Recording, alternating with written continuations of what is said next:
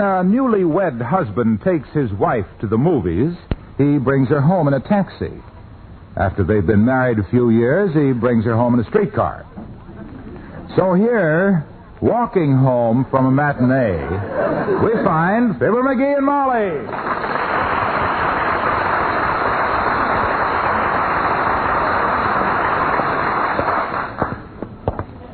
Oh, that was a wonderful picture, McGee. I just enjoyed every minute of it. Enjoyed it? My gosh, you cried your eyes out through the whole picture. That was the soggiest popcorn I ever tasted. Well, that's the way women are, dearie. We always enjoy a good cry. Well, you must have all been having a picnic today, then. Every dame in the joint was bawling like a calf with its tail caught in a barbed wire fence. Some fun. Well, come clean now, dearie. Didn't you ever cry at a movie yourself? Well, once when I was a kid. Well, good. Yep, it was one of them Western pictures where some pioneers were caught in a snowstorm in the wilderness, and a bunch of wolves came along and ate them all up. Oh, my goodness, no wonder you cried. Those brave people being devoured by wolves. Oh, it wasn't that. I cried because there was one poor skinny little wolf that didn't get himself a pioneer. What a lovable child you must have been. Well, I always have had a tender spot for dumb animals, and speaking of dumb animals, look who's coming. For goodness sakes, Dr. Gamble. Hello, Doctor. Hello, Molly. And a twitch of the eyebrow to you, bag britches. Hi, low belly. I was just over to your house, Molly. You had an appointment at my office for a checkup this morning. Oh, dear, I forgot all about it, Doctor. McGee and I went to the movies. Oh, well, don't worry about it. Can't be much wrong with a woman who's lived with this little monster all these years and managed to survive. That tough talk don't fool me none, fatso. You love me and you know it. Oh, sure. To put new words to an old song, like a schoolboy loves geometry, that's how I love you. As I was saying to the fellows during the penny ante game last night, what a relief. Hey, wait a minute. If there was a poker game, how come you forgot to call me? We didn't forget. It was purely intentional. The way you behaved at the last session made you about as popular as a busted flush. Gosh, I didn't act no different from usual. Exactly. What'd he do, Doctor? Well, we just have a small game, 10 chips for a penny, and this mad plunger said he'd take 5 chips and pay for them with an IOU. I was only kidding. We persuaded him to buy a whole nickel's worth, and the game started. Dealer's choice. When it came his turn to deal, he said we'd have a hand of double-breasted Willie in the woodwork. I never heard of that one before. Neither had anybody else. According to this half-baked hoyle, it's played with all spades wild except the king, which becomes a deuce of hearts if you have a club in your hand, or a tray of clubs if you have a diamond in your hand higher than the 7. Also, the red 5s count double if you have more black cards than red cards, unless the man on your left has a one-eyed jack. Well, how could you remember all those rules? We couldn't, so McGee won every time he dealt. When the game was over, he discovered that he was short 1 chip, value 1/10 of a cent. "Lock the door," screams Gaylord McGee, the riverboat gambler. "I've been robbed." Heavenly days. He insisted that we all strip to the skin so he could search us. We picked him up, tossed him out the door, and the missing chip fell from the cuff of his trousers. Well, I can understand why he wasn't invited again. Yes, without McGee, we had a quiet, simple game of penny ante. Nothing was wild, including the players. Goodbye, my dear. Goodbye, Doctor.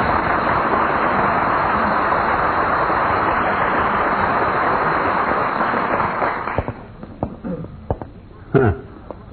He sure don't let the truth interfere with a good story. You mean he made that up? Why, sure. That chip didn't fall out of my trouser cuff. It fell out of my pocket. Well, that's different, but no better. Well, now, don't go scolding me, Tootsie. I ain't the one that ought to be ashamed of himself. You're the one of herself. Me? For what? For not keeping your appointment with Doc, that's for what. My gosh, there just ain't no excuse for not remembering stuff. Oh, all right. So I forgot something, but it doesn't happen very often. No, it shouldn't never happen. Me, I got a terrific memory. My mind is like a big filing cabinet. If you could look inside my head, you'd see a whole line of long drawers. Sounds like wash day in the wintertime. It's nothing to laugh about, kiddo. You ought to be like the... Well, McGee, we've reached our little nest. Oh, yeah. Shall we go inside and let the subject drop? Okay. But it's pretty embarrassing for a fellow like me, which never forgets, to have a wife which, in spite of the example set by her husband, does. Go ahead, dearie. Open the door.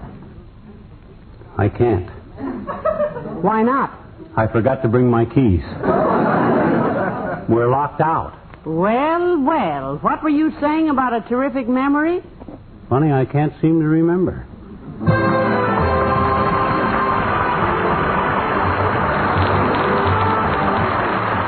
Billy Mills in the orchestra, and I... Well, if this isn't a fine thing locked out of our own house. Didn't you bring your keys either? I didn't even bring my purse. Oh? I left all those little details to my lord and master with the long drawers in his head. What do we do now? Go downtown for dinner, I hope? Oh, no, it ain't that serious, Tootsie. There's ways to get in without a key. Well, name one. Well, we could dig a hole under the house and crawl around till we found a loose board in the floor. Forget it, huh? Yes. Mm-hmm. Look, what about the windows? I know the front windows are locked, but we could put a ladder against the house and try the upstairs windows on the sides. Say, that's a great idea. I was just going to think of that myself. Well, good. Run get the ladder out of the garage. Oh, I'm way ahead of you, kiddo. I already done that. When? Week before last when I had the gutters cleaned out. It's laying right down here in the flower bed. Well, good. Well, come on, grab one end of it. All right. I'll get a hold of... No, not the big end of it. That's too heavy for you. You take the little end, Tootsie. Oh, thank you. Yeah. That's thoughtful. There, I've got it. You got the big end? No, a ladder always works better if you leave one end of it on the ground.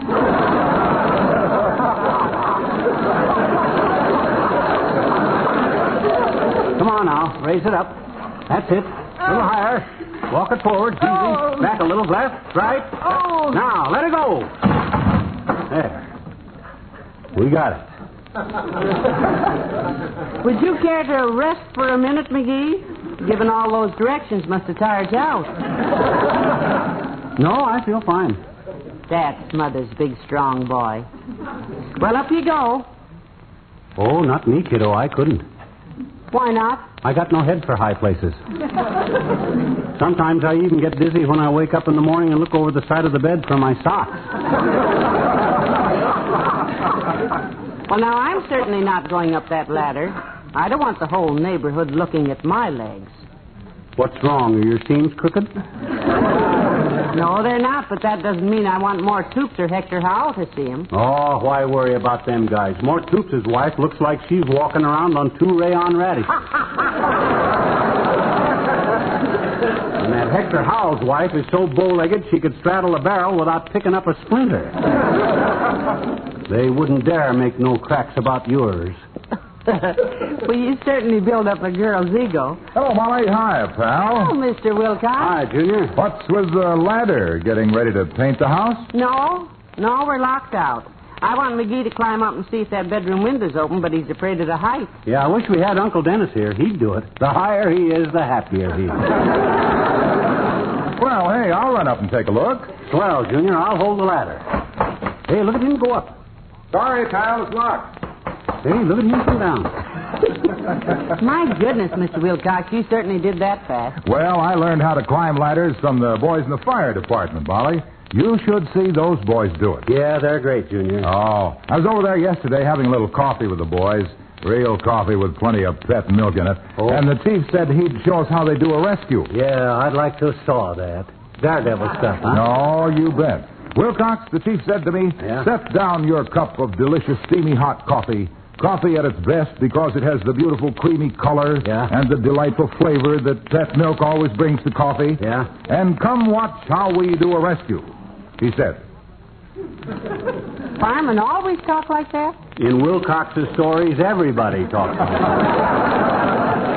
Well, go on, Junior. What happened? Well, the chief grabbed a cup of coffee, sloshed it full of pet, and ran up a 10-story ladder with it. With the coffee in his hand? No, in a cup.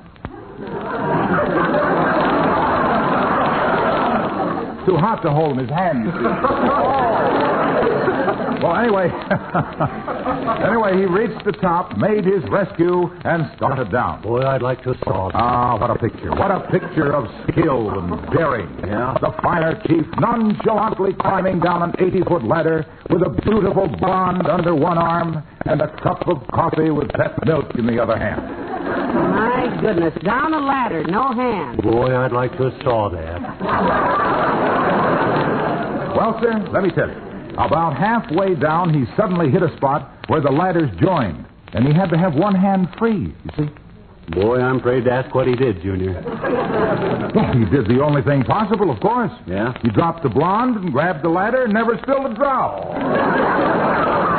Heavenly days. He dropped the girl and held on to the cup of coffee? Why, sure. Any intelligent, able-bodied, red-blooded coffee lover faced with a choice like that, a choice between a beautiful blonde and an even more beautiful cup of coffee with the handsome creamy color and the tantalizing flavor that pet evaporated milk gives it, well, gee whiz, anybody would... Am I going a little too far with this? Yes. Yes, Mr. Wilcox. No, Junior, you can go a little farther. Go home. Okay, so long.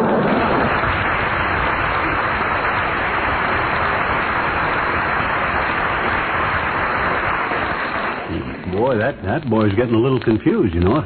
Well, come on, I'll help you move the ladder over, Mama. Good. Maybe the next window might be open. Easy now. Watch it. That's it. Easy. There. That's it. Now, could I persuade you to climb up there, please? I already told you, Molly, I can't stand altitude. You remember the time I tried on them elevator shoes and they give me the nosebleed? Any kind of height just... Hello, daughter. Hi there, Johnny. What's up to, kid? Oh, hi, old-timer. We got ourselves locked out of the house. And McGee doesn't want to climb up to the window, claims it makes him giddy. I'll climb up, daughter. Won't bother me none. I've been giddy all my life. Oh, you shouldn't, Mr. Old-Timer, not at your age. Oh, I'm still pretty spry, daughter. As I was saying to my girlfriend, Bessie, t'other night, Bessie, I says, I'll never see 40 again, but who cares? I already seen it twice.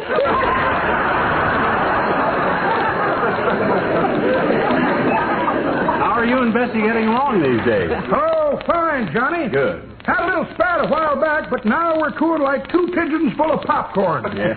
What was your little spat about? Well, a couple of weeks ago, I took Bessie on a tour of the hot spots. Nightclubs, eh?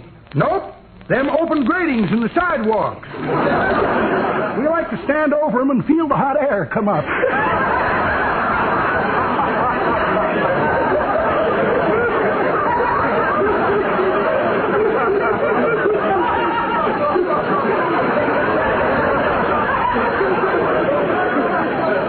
That sounds real entertaining. Yeah, well, while we were standing there, some soldiers come by, and Bessie made eyes at them, and we had a beef. Oh? Next day, I got to thinking, if Bessie was so crazy about uniforms, I'd get one myself. So I went down to the recruiting office and lied about my age. Yeah, how'd you make out? Fine, Johnny, till I took off my shirt, and there on my chest was tattooed, "Remember the Maine." I suppose you gave up after that. Nope, I kept trying, but he was pretty discouraging. Said soldiers had to march a lot, and then he made a ridiculous request. What was that, old-timer? He said, "Let me see your legs, Pop." I said, "I can't make my legs pop, Buster. Would you like to see my eyes pop?"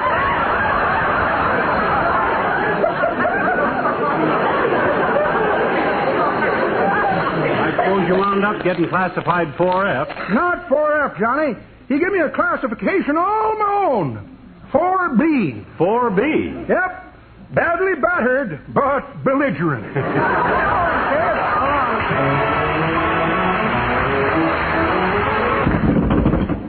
And rat the luck.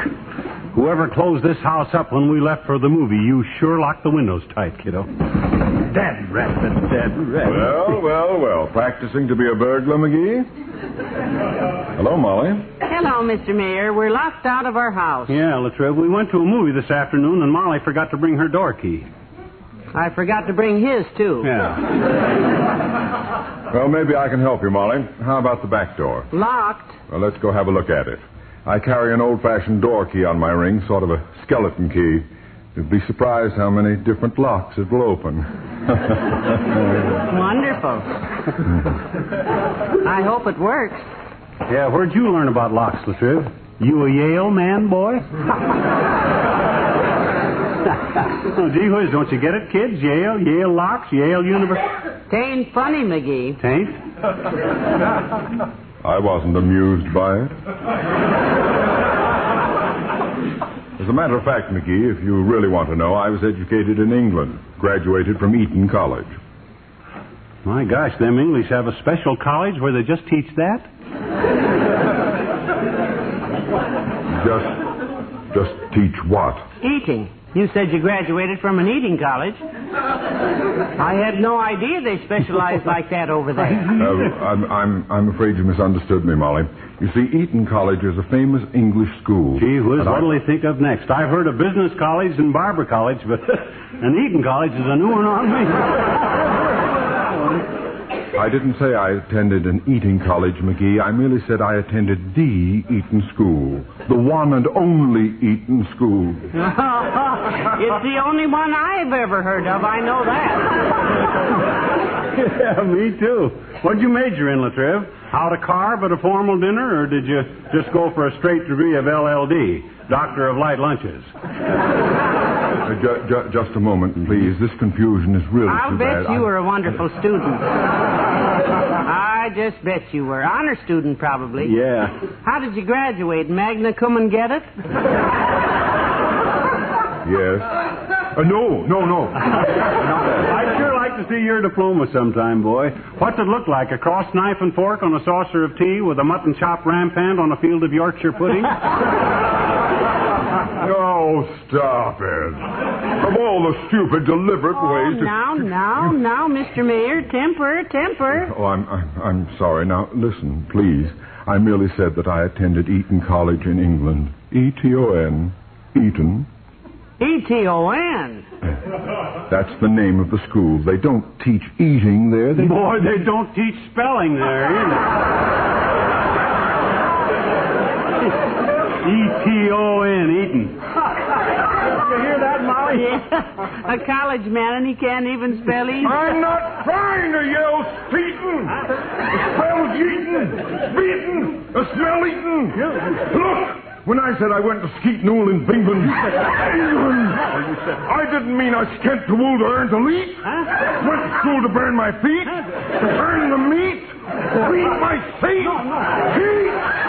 You were the one. It was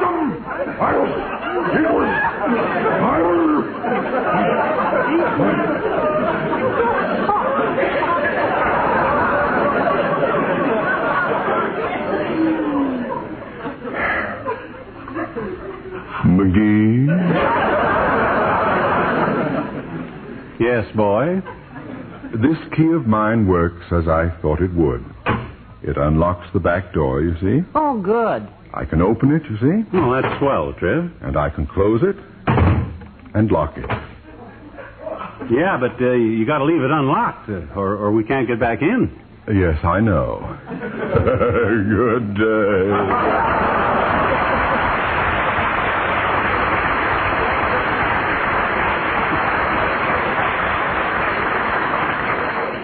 Well, if that isn't a fine attitude.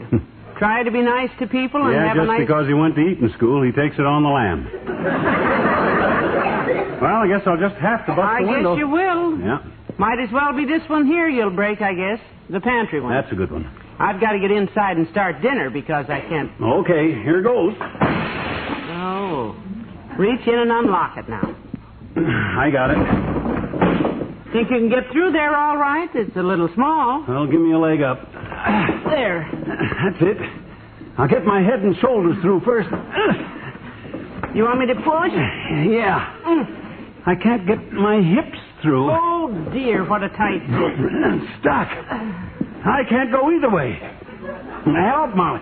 It's cut my window. Trying. Push. Pull. No, don't do both at once. Well, I'm trying to help you. Help. Run. Get a saw. Get a carpenter. No. Took it easy, McGee. Took it easy. Who's in there, McGee? It's me, Mrs. Ole Swenson rides again. Well, come on. Drag me through here, Ole. Grab my arms. You know, it's a good thing I'm here, McGee. Easy now. I pull you right on in the pantry here. Now. There, that's it. Whew. Boy. Thanks a lot, Ole. Open the back door for Molly. Well, hello, missus. Come in. It's your house. My goodness, I'm certainly glad you were here, Ole. Sit down, I'll put some coffee on. Well, thanks, missus. I used dropped in to bring back eggs my missus borrowed there on the Sanko there. Oh, that's swell, Ole. And any time you want to borrow anything else, boy, you're welcome to come over here. Hey, wait a minute. How did you get in this house, anyhow? My goodness, I never thought about that. Yeah. That was very simple, McGee. I knock at the front door, nobody answers, so I push it open and holler McGee. Then you holler back help, I come in the pantry, and there you was in the window, stuck like a pig.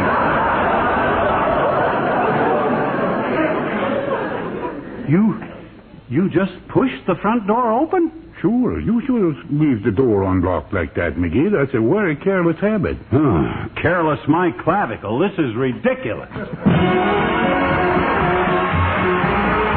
And any time we can pull you out of a window, Ole, you just let us know, huh? That's okay, McGee.